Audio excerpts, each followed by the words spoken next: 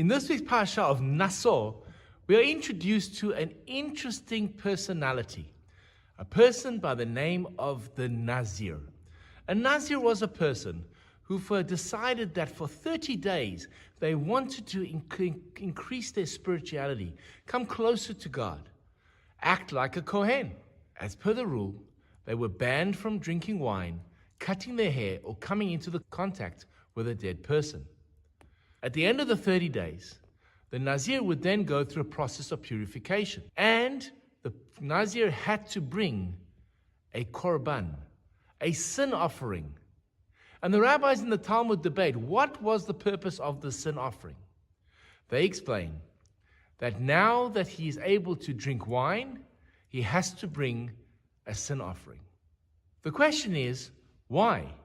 What exactly is the problem with him drinking wine that he has to now bring the sin offering?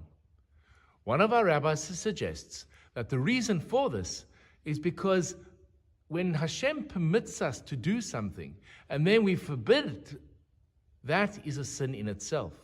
And so by not drinking wine or forbidding himself to drink the wine, that is the reason why he has to atone by now bringing the sin offering. However, I saw an incredible insight by Rabbi Brody, the former Rosh Yeshiva of Hebron. And his insight is mind-blowing and takes the concept of Nazir to a whole different level. He explains like this.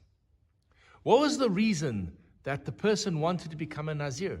They wanted to engage in spirituality. They wanted to come closer to God. And so by denying themselves from wine, they're on the path to become closer to God. But then after 30 days, they come back to drinking wine. They want to drink wine. They go back to their lives. Nothing changed after this whole experience. That was the sin. Wasted opportunity. If you're making all this effort to try and get closer to God, and at the end of the process you have not changed one bit, that was the sin.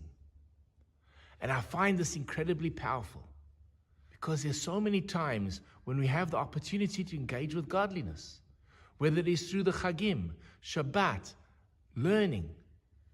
If we do not change after this experience, if we walk out exactly the same, well then what was achieved?